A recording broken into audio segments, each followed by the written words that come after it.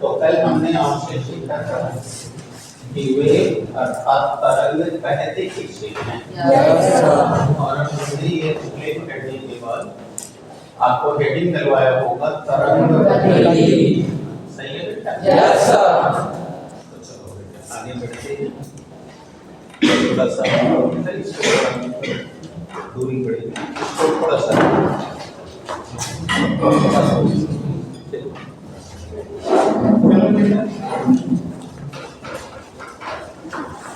आओ सीखा जाए कि तरंग गति कहते किसे। तो पहले हम तुम्हें ये सिखाते हैं कि तरंग जो जनरेट हो रही है, जैसा कि कल पढ़ाया गया परिभाषा में, किसी भी माध्यम पर जब हम बात करते हैं तो उस माध्यम के सभी कण कंपन करने लगते हैं। इसी कंपन को ठीक है। अब जरा से देखो कि कैसे ये विक्षोभ जनरेट हो रहा है। ये चित्र है, हम सामने इधर दिखा रहे हैं। पहले हमने तालाब की परिभाषा देखते हुए समझाया कि बेटा तालाब चारों तरफ से एक बंद माध्यम है, यानी कि ये क्लोज मीडियम है, या क्लोज मीडियम है, यानी कि एक बंद माध्यम है, यानी कि चारों तरफ की बाउंड्री क्लोज है।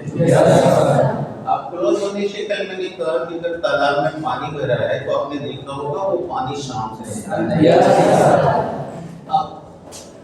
अब हम लोगों ने एग्जाम्पल के लिए भैंस का वो इसमें हिला के भी बात किया था, ईटा फेंक के भी बात किया था। तो दोनों में से किसी एग्जाम्पल से समझो।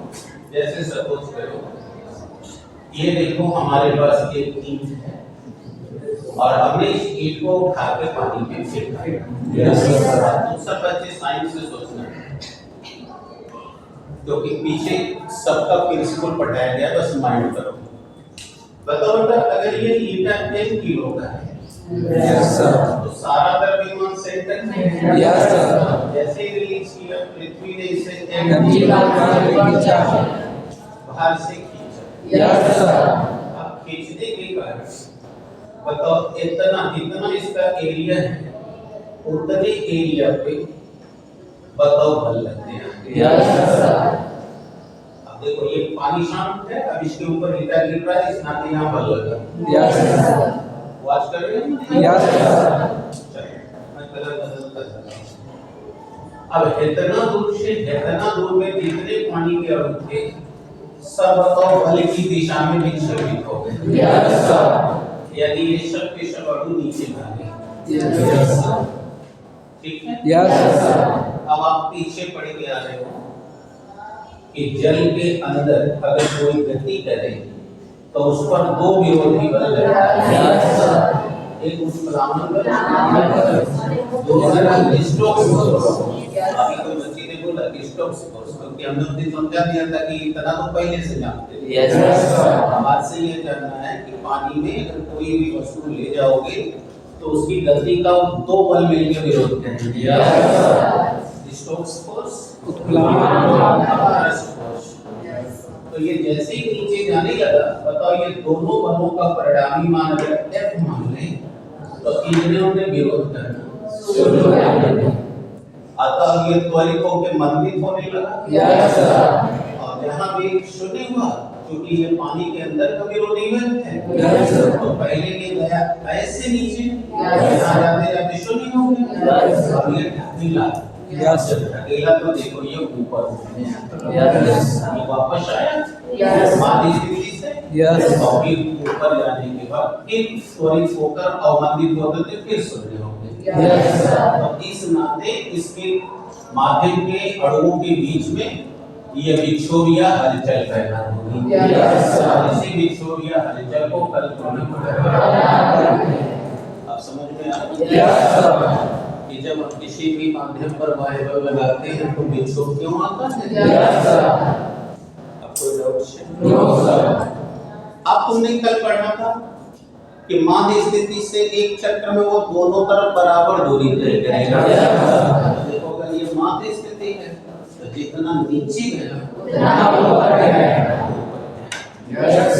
अब देखो क्या होगा। अब तुमको कल मैंने सरल आवर्त गति करते हुए कण की संपूर्ण ऊर्जा का मान बताया। तो तुम्हें पढ़ा कि अगर कोई बॉडी ऐसे चल में है तो उसकी संपूर्ण ऊर्जा यानी कि ऊर्जा आयाम के वर्ग के समानुपाती होता है। पढ़ाने के बाद बोला कि इंपॉर्टेंट कांसेप्ट निकाले जा रहा है तो आगे देखो। बताओ ये विक्षोभ से ये हलचल हुआ जितना इधर गया उतने ऊपर गया। लेकिन ये बल तो बस यही ना लगा था कि नहीं लगा था। लेकिन अब ये देखो अगला विक्षोभ बगल में जा रहा है। इसलिए जा रहा है क्योंकि तुम लोग पढ़े हो कि द्रव के अणुओं के बीच की दूरी ठोस की तुलना में ज्यादा है और इनके बीच की दूरी अब भी 10 में था -4 40 से कम होती है। इसलिए इनके बीच आकर्षण बल होता है। ठीक है। इसलिए जब बल लगा तो ये बगल के अणुओं के आकर्षण बल से बंधे होने के कारण ये अब जाएगा कि अब यहाँ विक्षोभ हुआ होगा तो अब ये हलचल आगे भी बढ़ेगी। लेकिन जब आगे बढ़ेगी तो ध्यान देना कि ये अणु गति कर रहे हैं इसलिए इनके पास गति ऊर्जा है और ये सब अणु विरामा में है इसलिए इनके पास एनर्जी है। तो जब ये माध्यम में आगे बढ़ेंगे तो इनकी काइनेटिक एनर्जी का रूपांतरण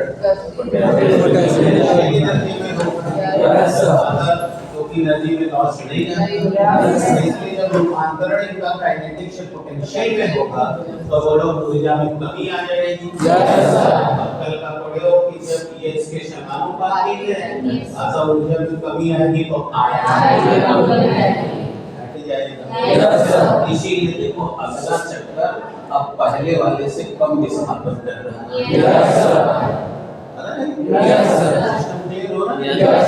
तो आप देखो अगला वाले में देखना।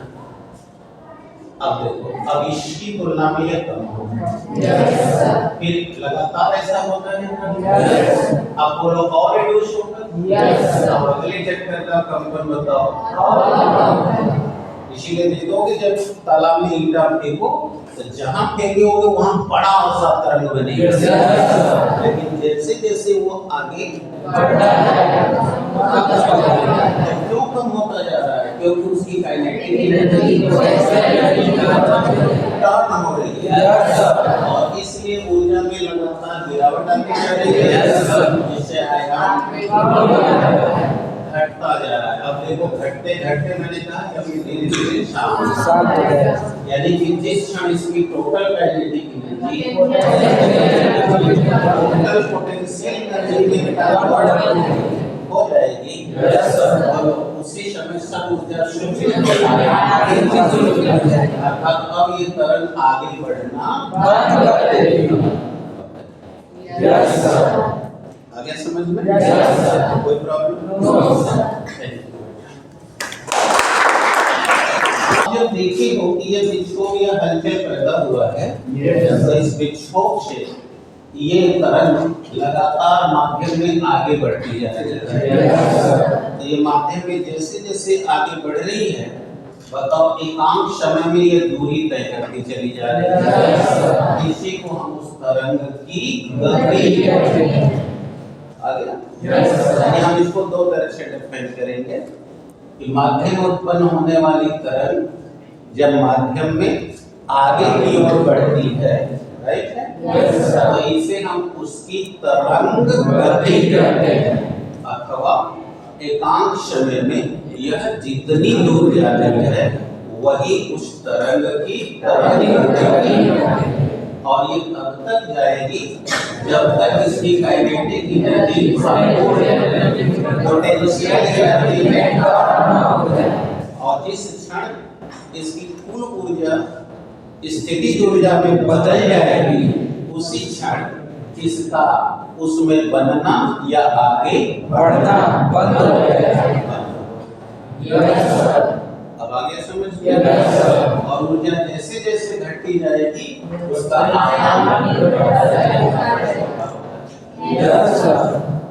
अब इतनी बात समझ में आ गई? जल्दी से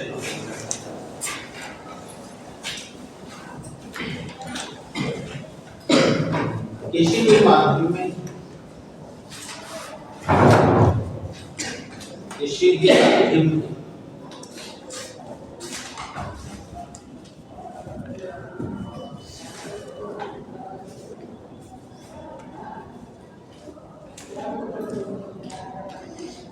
किसी भी माध्यम में उत्पन्न होने वाली तरंग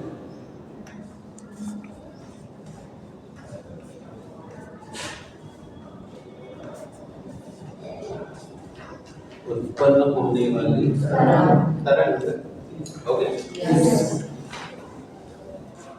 जितनी जैसे जैसे आगे बढ़ती जाती है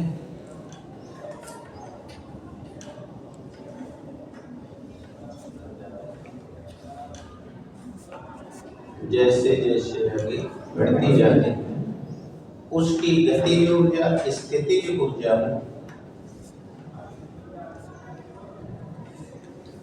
परिवर्तित होती जाती है।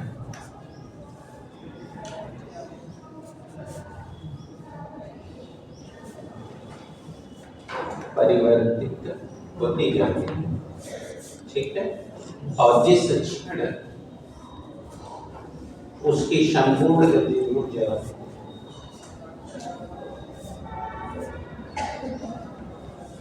स्थिति ऊर्जा में बदल जाती है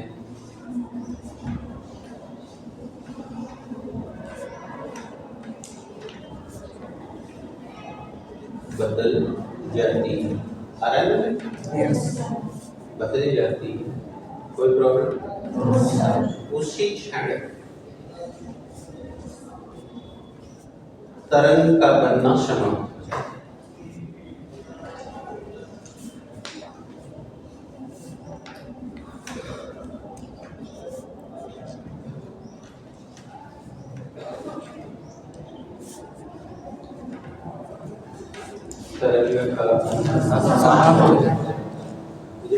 Yes, sir. And at the same time, this red energy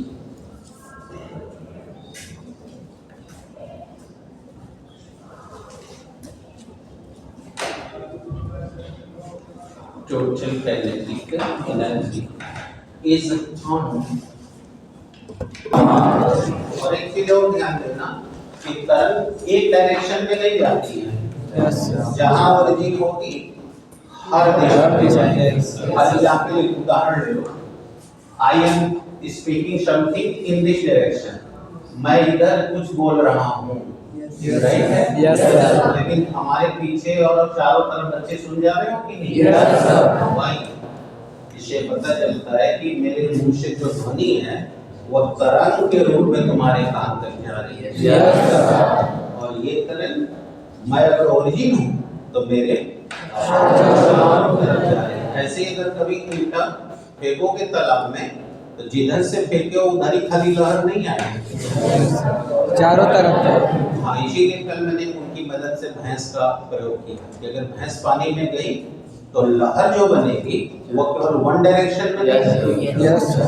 चारों तरफ फैल। Yes. आ गया बेटे? Yes, sir. कोई प्रॉब्लम? No, sir. अब इसका मतलब है कि तुम लोग ये भी समझ लो कि मैं यहाँ बोल रहा हूँ, अगर ये बच्चियाँ यहाँ नजदीक बैठी हैं तो इनको अगर मेरी आवाज तेज सुनाई दे रही है तो अब मेरी ये ध्वनि जैसे जैसे आगे बढ़ेगी इसकी एनर्जी कम होती जाएगी, क्योंकि माध्यम के कणों से टकरा करके गतिज ऊर्जा स्थिति की और जहाँ मेरी मुंह से निकली ध्वनि की गतिज ऊर्जा संपूर्ण पोटेंशियल में टर्न हो जाएगी। Yes, sir. उसके बाद मेरी आवाज सुनाई देना बंद हो जाएगी। इसीलिए मैं बोल रहा हूँ तो कुछ ही दूर तक तुम सुन सकते हो। मेरी वास्तविक इसमें से किसी स्टूडेंट को कहें कि जाओ फील्ड में और सुनो मुझे कि मेरी आवाज आ रही है, तो इनकी रिपोर्टिंग दो ही हो सकती है, या तो इनको कहेंगे यस या तो कहेंगे नो। अगर नो है तो इसका मतलब मेरी शाउंड वहां तक नहीं पहुंच पाई है, अर्थात उसके पहले ही ये तरंग की गति ऊर्जा इसलिए वहां तक नहीं जा पाती। मुझे लगता है ये डिस्कशन आपको क्लियर कर रहा है। अभी कोई प्रॉब्लम नहीं? No sir. अब आइए, अब हम लोग तरंग को पढ़ने के लिए तरंग संबंधी परिभाषाएं जुटाएंगे। तो टर्मिनोलॉजी रिलेटेड विद वेव्स, तरंग संबंधी परिभाषाएं।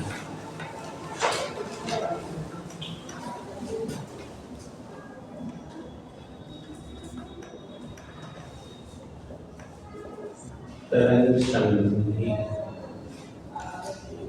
परिभाषाएं।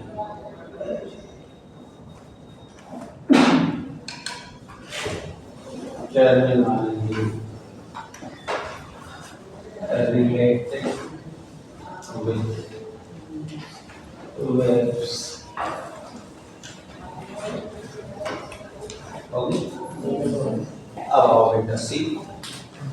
अब जितनी तुम लोग बेटा टर्म्स सुनोगे, ये टर्म्स तुमको 2 साल बना के रखना है, क्योंकि 12 में मैंने बोला था ना कि चैप्टर में जितना कुछ पढ़ रहे हो 12 की शुरुआत से लेके अंत तक में चलेगा। इसीलिए मैंने कहा था ना कि एब्सेंट नहीं होना है, लेकिन जिनको नहीं पढ़ना वो एब्सेंट रहेंगे। तो एब्सेंट इसीलिए कहा था नहीं होना है, क्योंकि जो एब्सेंट रहेगा उसको 12 में बहुत करना है। अब हम लोग यहाँ करीब 5-7 टर्म्स की बात करेंगे और एक एक टर्म्स को बढ़िया तरीके से सीखते चलो।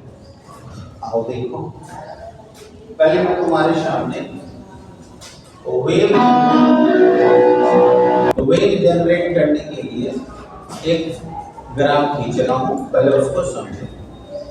देखो ये जो वेव पैदा हुई है, अभी अभी इसके बारे में सुने तो ये वेव देखो ऐसे आगे बढ़ रही है। अगर मैं इसको एक्स एक्सिस मान लूं तो बोलो जहाँ ईटा गिरा था बताओ वो तो ये देखो अगर मैं इसको कहूँ कि भाई ये एक्स एक्सिस है और इसको वाई एक्सिस, और अब देखो, अब यहाँ से तुम्हारी वेव्स ये देखो ऐसे चलना शुरू कर दी है। और अब मैं धीरे धीरे इसका आयाम घटाता चला। अब तुम लोग को 1 चक्र 2 चक्र पढ़ने भी आता ही है, सीखते हैं। बताओ यहाँ से ये तरंग चली और ये देखो A B C D E F G H मार्ग से बढ़ती जा रही है।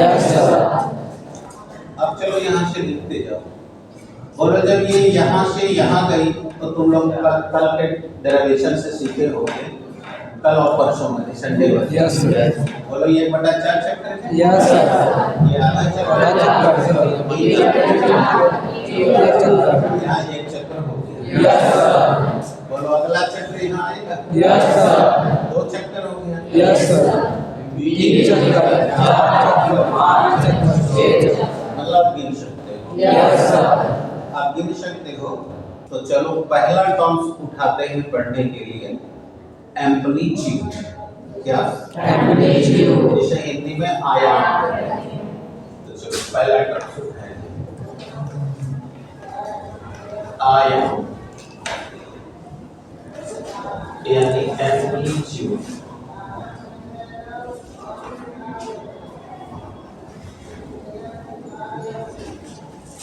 एम्पलीट्यूड चले बेटा? अब सीखना, इसे कह रहा हूं आयाम। बताओ ये इसकी माध्य स्थिति है ना? अब ये देखो माध्य स्थिति से धीरे धीरे अब ये विस्थापित होती जा रही है। लेकिन हिया जाके देखो इसने अधिकतम विस्थापन तय कर। अब यहाँ से इस पे लग डाल दें। तो इसको नाप ले तो यही ना आयाम हो गया। अब ये तुम तुम्हारा सब विस्थापन है, कल की भाषा में वाई से शो किया गया।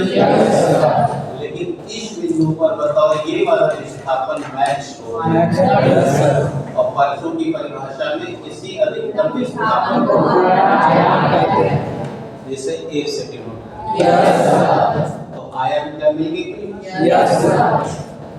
तरंग के द्वारा अधिकतम तय किए गए विस्थापन को आयाम कहते हैं। इसको भूले हुए याद रखें, y मैक्स माने a, तो y माने विस्थापन, मैक्स माने अधिकतम, तो अधिकतम विस्थापन को आयाम कहते हैं। यानी ये आयाम नहीं है, ये आयाम नहीं है, ये आयाम नहीं है, और ये आयाम है, क्योंकि इससे ज्यादा मैक्सिमम डिस्प्लेसमेंट पॉसिबल नहीं है। अब याद हो गया? तो किसे कहते हैं आयाम? परिभाषा बता सकते हैं? तरंग द्वारा अधिकतम किए गए विस्थापन को आयाम कहते हैं। इस बारे the maximum displacement made by the wave is called amplitude.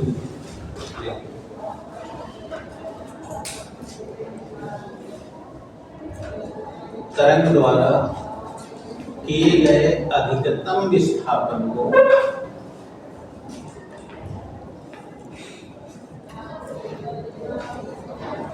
आयाम कहते हैं।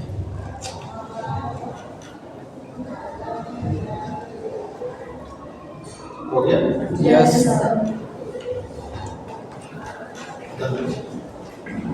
Maximum displacement made by wave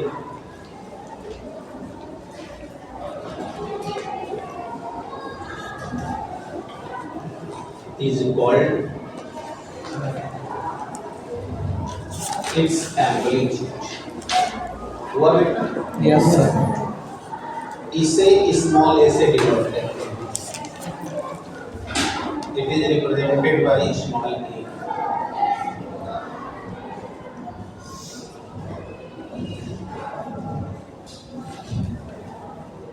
जल्दी करके represented by small a। Okay? Yes sir. अब जरा देख लो, अब तुम जानते हो कि विस्थापन की इकाई एमकेएस में मीटर होती है, यस सर, और सीजीएस में सेंटीमीटर। तो उसी तरह आयाम की भी इकाई एमकेएस में मीटर है, क्योंकि विस्थापन को कहा जाता है, यस सर, और सीजीएस में सेंटीमीटर। नहीं तो कोई दिक्कत नहीं है, कोई आसान बात है। लेकिन अब यहाँ थोड़ा सा ध्यान देना होगा आपको, क्योंकि आपने पढ़ रखा है विस्थापन सदिश राशि, और जो राशियां सदिश होती हैं वहाँ चिन्ह का इंपॉर्टेंस होता है। तो इसीलिए जब आपका डिस्प्लेसमेंट एक्स एक्सिस के ऊपर तो पॉजिटिव होगा, नीचे होगा यस। यानी कि अगर मैं ये कहूँ कि बिंदु ए पर विस्थापन आयाम a है, तो ये प्लस a होगा, और यहाँ पर क्या होगा? Minus a। अब आगे आपको समझ में आया? तो चलिए एक सवाल बताइए, बोलना नहीं बस हाथ उठाना है, ठीक है ना बेटा? ये देखिए यहाँ लिखा गया है 0 +1 +2, यहाँ लिखा गया है -1 -2, और ये देखिए कोई वेव है,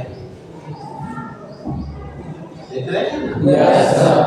और ये जा रही है O A B C D E F G H I like that. Yes sir. आगे? Yes sir. अब आपको बताना है बिंदु D पर विस्थापन कितना होगा। बिंदु D देख लीजिए कहाँ है, आप विवेक -1। अब अगर ये सेंटीमीटर में है तो सीएम में बिंदु C पर विस्थापन कितना होगा। प्रज्ञा देख लो, बिंदु C पर 0, देखो ये रहा C। सुनिए, यस सर। क्लियर है? Yes, sir. चलो बेटा अगला सवाल बताओ। हर्षित, बिंदु E पर कितना होगा विस्थापन? -2। अब आगे आप समझ Yes, sir. Problem? No, sir. बिंदु G पर आकाश, बिंदु G पर 0 की शून्य? सर सुनिए। अच्छा 0 नहीं होगा। सर वही तो। अच्छा आज करते हैं। Yes, sir. अब सबको पढ़ने के लिए हो गया? Yes, sir. तो जान गए इसको लेके कैसे सवाल बनेगा? Yes, sir. और आयन क्या होता है पहला टर्म्स क्लियर हो गया? Yes, sir. अब आते हैं दूसरे टर्म्स। अब चलते हैं बात करते हैं आयाम की बात, आवर्तकाल यानी कि टाइम पीरियड। इतनी बार आवर्तकाल आप पढ़ लिए कि बेचारा खुद जाएगा कि हमने कहा है ना? Yes, sir. एक चक्र में लगे हुए समय को आवर्तकाल कहते हैं। The time taken to complete the one cycle is called its time period. सही है? Yes, sir. एक चक्र पूरा करने में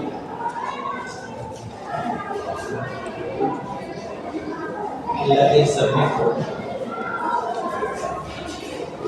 उसका आवर्तकाल है।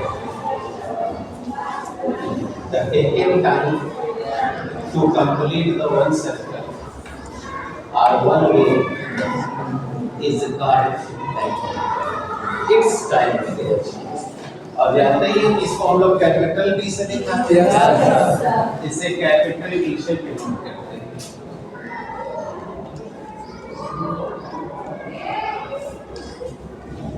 ठीक है?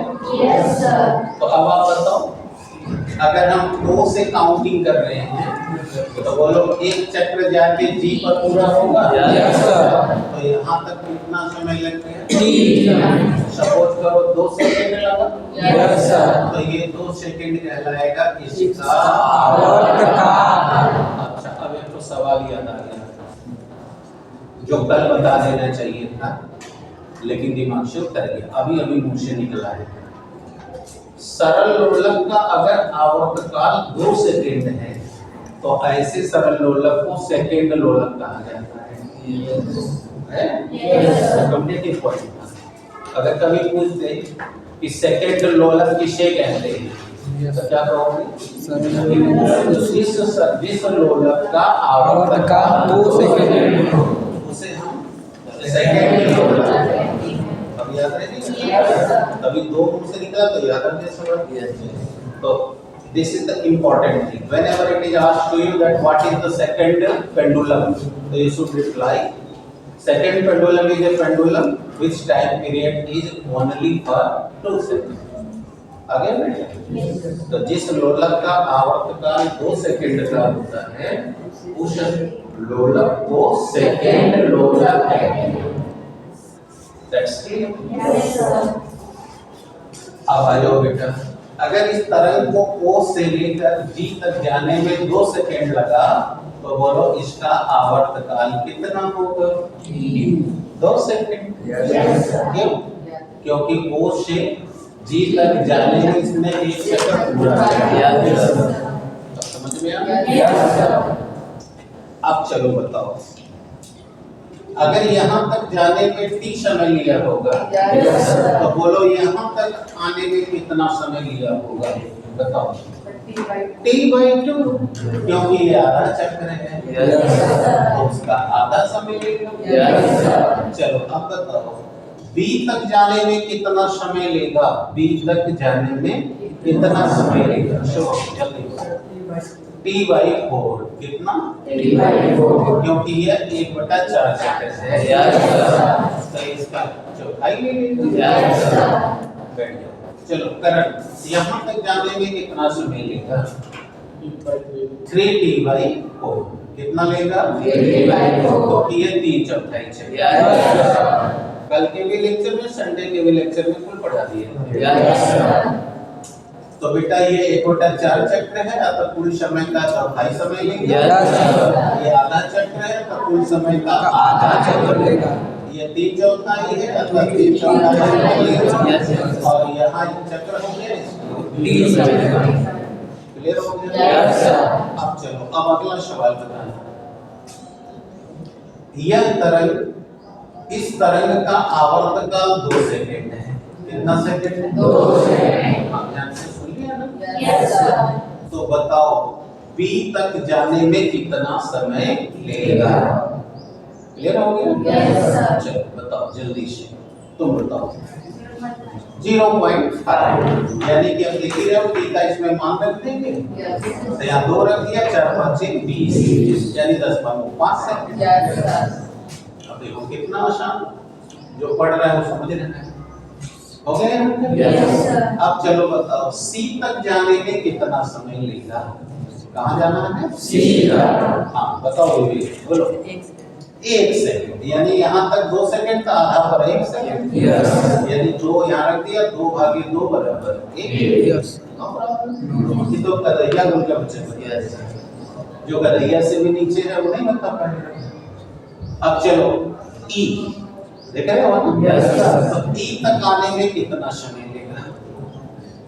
सुबह 1.5 सेकंड। Yes, sir. यानी यहाँ पर 2 रख दिए, तो 3 गुना 6, 4 डेढ़ 6, यानी 10.5।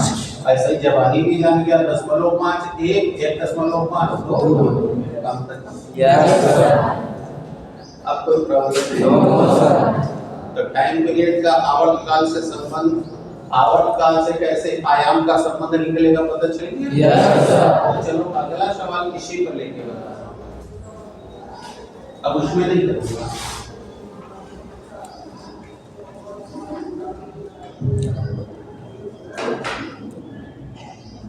ये देखो,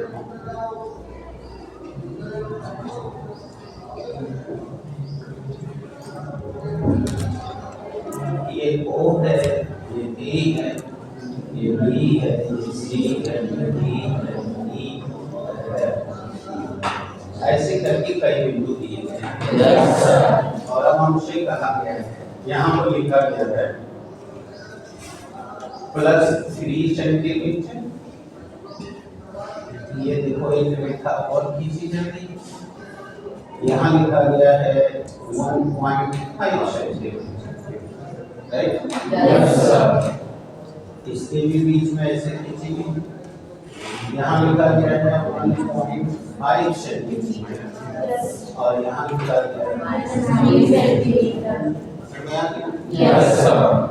और अब देखो, इसका नाम P है, Q है, R है, S T U V, ऐसे करके नाम दिए हैं। Yes, sir.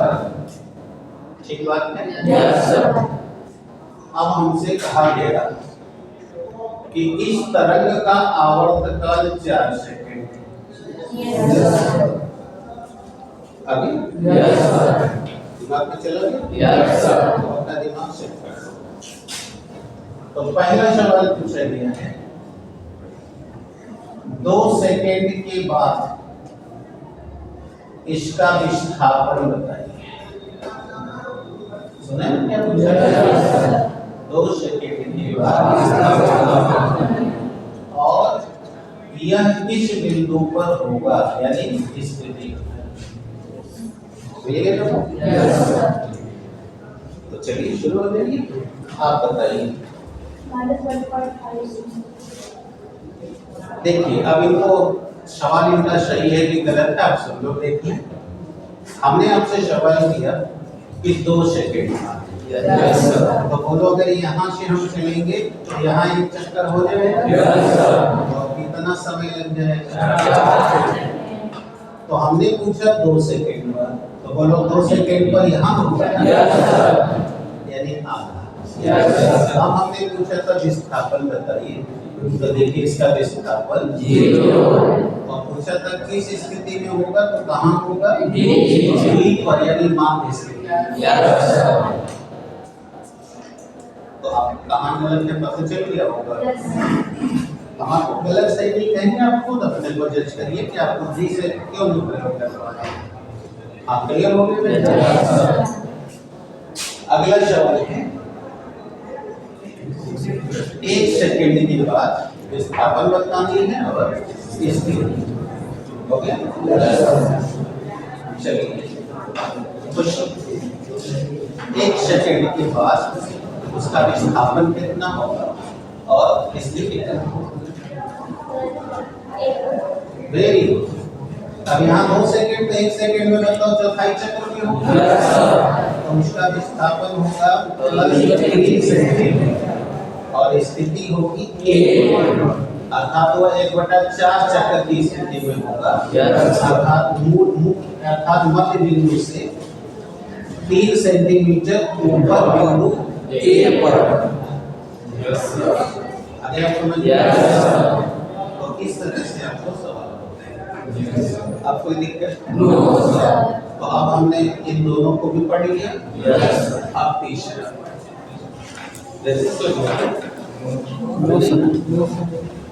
ये आवाज है पूरा। बोलो, इतना में कोई प्रॉब्लम? अच्छा, एक और चीज बता के तब आगे। जैसे अभी मैंने समझाया कि हम यहाँ से स्टडी करेंगे तो ये चक्कर यहाँ आएगा। लेकिन मान लो कि हम जब पहुंचे तो हमारी तरंग शीर्ष में थी। तो अब हमारा ओरिजिन यहाँ से चलेगा। तो अब यहाँ से यहाँ आओगे तो 1/4 चक्कर हो जाएगा। यहाँ आओगे 1/4 होगा। अब यहाँ आओगे 1/4। जब यहाँ जाओगे 1 चक्कर। यानी तुम जहाँ से स्टडी करोगे वही ओरिजिन हो जाएगा। यानी ये मैं लकीर का फकीर नहीं बनाना चाहता कि नहीं हर बार यही से होगा। अब चलो सपोज करो कि जब तुम अध्ययन कर रहे थे तो तुम्हारा मित्र विकास आया और उस समय तरंग गर्भ में थी। तो अब बताओ विकास, अगर तुमने यहाँ से स्टडी करना शुरू किया तो 1 चक्र कहाँ जाके पूरा होगा? यहाँ पे। कहाँ होगा? कैसे? क्योंकि यहाँ से यहाँ 1/4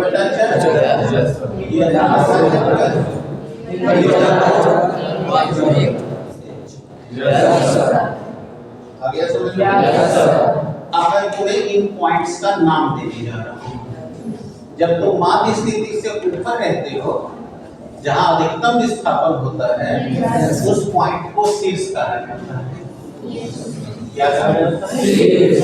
यानी क्रेस्ट। आया? और अब बताओ, जहाँ यहाँ पे जो आया वो देख रहे हो ना? ये पॉइंट है, ये सबसे न्यूनतम बिंदु है नीचे की ओर। इसे गर्त कहा जाता है। क्या बोलते हैं? गर्त। अंग्रेजी में इसे पिट्स कहते हैं।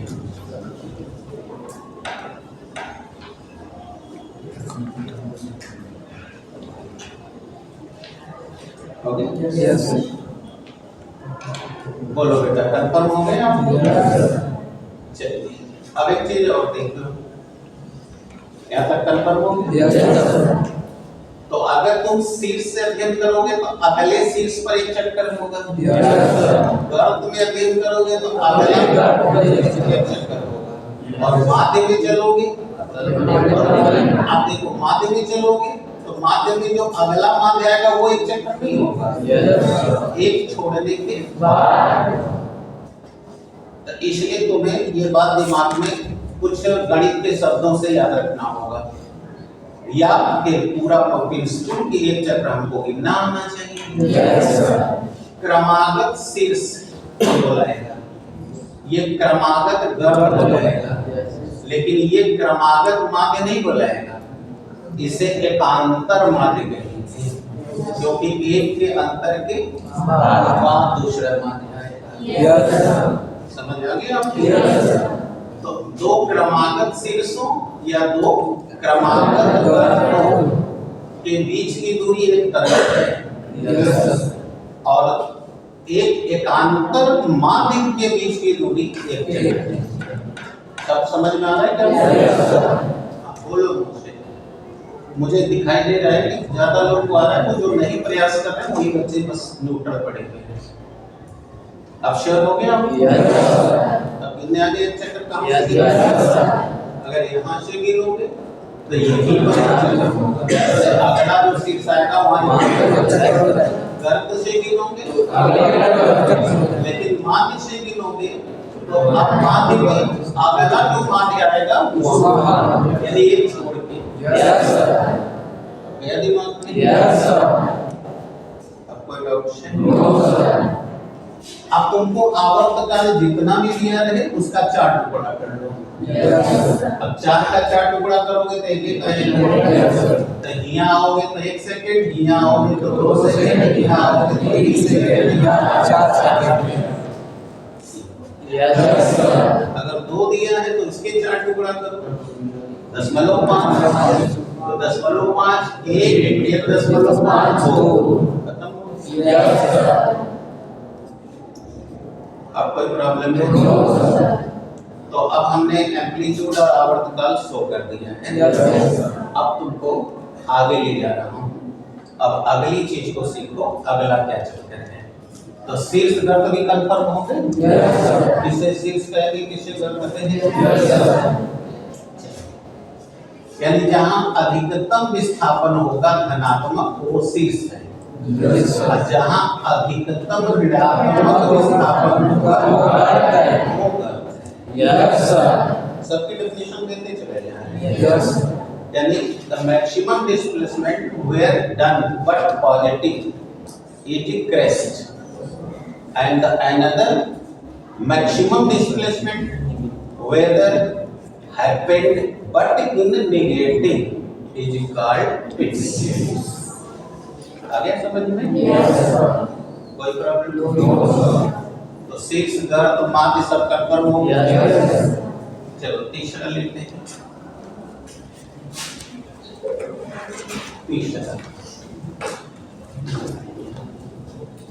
अब तीसरा पॉइंट सीखो। आयाम हो गया, आवर्त काल हो गया। अब हम लोग सीखेंगे तरंग दैर्घ्य क्या होता है। वेवलेंथ कई बार सुने हो, एक बार फिर सुनो।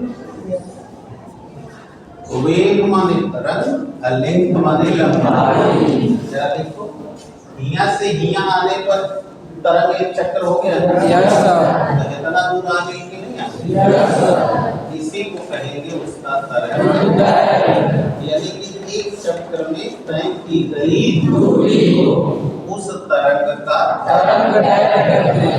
अभी जब उस दिन हीट में पढ़ा रहे थे और बता रहे थे कि कौन वाली तरंग कितनी वेवलेंथ वाली तुम देखते हो, कितनी वाली नहीं देखते हो, कौन वाली वेवलेंथ तुमको ऊष्मा दे रही है। अभी जब पढ़ा रहे थे तो बोले थे कि बेटा ये कॉन्सेप्ट याद रखना, अब ये 12 में बार-बार आएगा। कहीं भी वेव पढ़ोगे तो इनकी जरूरत पड़ेगी। तो क्योंकि पढ़ा चुका हूँ तो विद्वान हो जाएंगे। आगे लेते हैं। तो एक चक्र में ये जितनी दूरी तय करेगा वही कहलाएगा तरंग दैर्घ्य। अब ये एक चक्र अगर शीर्ष से लोगे तो आई एक चक्र है, गर्त से लोगे तो ये एक चक्र है, और माध्य से लोगे तो ये एक चक्र है। तो चाहे कहीं से भी होती हो, ये भी वेवलेंथ है, ये भी वेवलेंथ है, ये भी वेवलेंथ है। तो एक चक्र में तय की गई दूरी को उसका तरंग दैर्घ्य कहते हैं।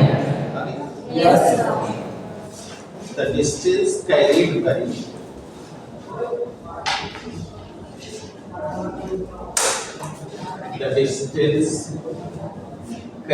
by one way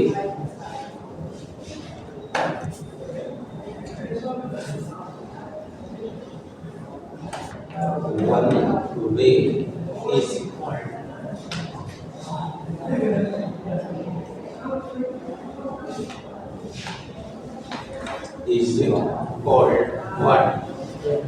Wave length is called its wave length. इसे लैम्डा से डिवाइड करते हैं। हो गया? इसे लैम्डा से डिनोट करते हैं। अब चलो इस पर भी क्वेश्चन बता दूं पहले।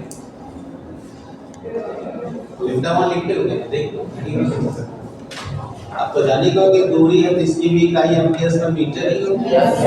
सीजीएस में सेंटीमीटर। इकाई से होशियार हो। बताओ बेटा, अगर यहाँ से लेकर यहाँ तक एक चक्र है तो बोलो ये वाली दूरी लैम्डा होगी।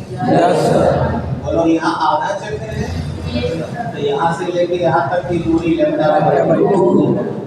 तरंग का आधा। बोलो यहाँ 1/4 है तो ये वाली दूरी बोलो कितनी होगी। उसी तरह बताओ अगर हम यहाँ से आके यहाँ तक की बात करें तो ये यहाँ भी एक चक्र हो गई। जैसे इसमें अगर हम बात करें तो यहाँ से यहाँ तक दोनों लैम्डा है, यहाँ से यहाँ तक 2 लैम्डा है, यहाँ से यहाँ तक 3 लैम्डा है, यहाँ से अगर ये 4 लैम्डा है तो चौथा चक्र है, ये तीसरा चक्र है।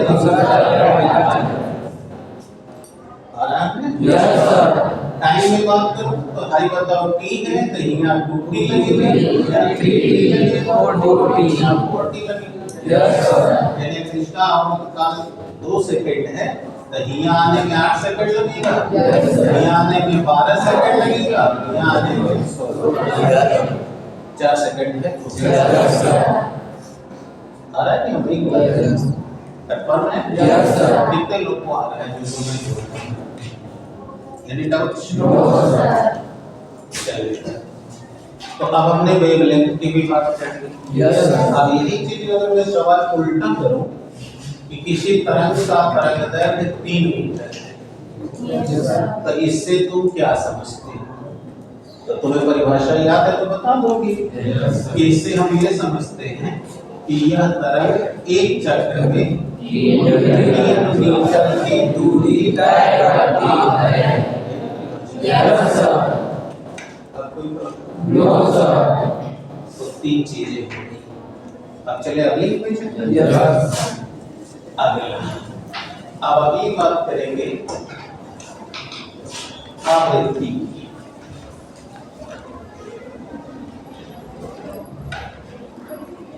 आवृत्ति अंग्रेजी में इसे कहा जाता है फ्रीक्वेंसी। क्या बोलते हैं? फ्रीक्वेंसी, आवृत्ति। और हम इस आवृत्ति को डिनोट करते हैं n से भी और f से भी। तो हम तो यहाँ n से ही करेंगे, लेकिन मैं f इसलिए बताया हूँ क्योंकि बहुत सारी किताबों में f से भी लेता है। तो इशू ये नहीं है कि n से है कि f से। जिससे भी शो करोगे लिखोगे ना कि जहाँ फलाने ये है। जैसे भी कल के सवाल में तुमने विस्थापन एक तरफ y था एक तरफ r था, लेकिन काटा था तो हमने कहा क्यों काट रहे हो? तो आप कह रहे सर वो विस्थापन बस वही बात। आज यहाँ भी करो, अच्छी बात है। नहीं समझो, ये हम लोग का थर्ड आई पॉइंट है। जो बच्चा इसको एक्टिवेट करेगा उसकी मेमोरी उतनी स्ट्रांग होगी। बात समझ में आ गया? हमारा पॉइंट है। जब भी तुम आंख बंद करके सोचोगे तो सबसे पहले इनलाइटमेंट यही होता है। इसीलिए हम लोगों में ये पॉइंट को जागृत किया जाता है। जैसे हमारी माताएं यहाँ पे बिंदी लगाती हैं और बाकी सब बच्चे लोग टीका लगाते हैं वगैरह वगैरह वगैरह। That is my third eyes and it's solely activated. और जब भी कुछ चिंतन करोगे यही से पहले ओरिजिन निकलेगी। और जब इसको तुम करोगे तो ये पहले ब्लैक आएगा। जब तुम थिंक करोगे या कभी भी आंख बंद करके इससे सोचोगे तो देखना पहले यहाँ काला आएगा। काला आने के बाद धीरे धीरे धीरे धीरे लाल और पीला होगा। और इसके बाद जो शंकर भगवान का जो शिवलिंग का अर्घा है वैसा जाके स्थापित हो जाएगा। इसीलिए हम शिव भगवान शिव का प्रतीक वो शिवलिंग है, इसीलिए उसकी पूजा करते हैं। वो सेक्सुअल आर्गन की पूजा नहीं है। यहाँ पर कंसंट्रेशन के बाद मेडिटेशन में जब ये स्टेज ऐसे आ जाता है, जब लाल बत्ती जलेगी यहाँ पे, ध्यान से सुनो, तो इस लाल बत्ती के बाद इसका स्वरूप ऐसा है।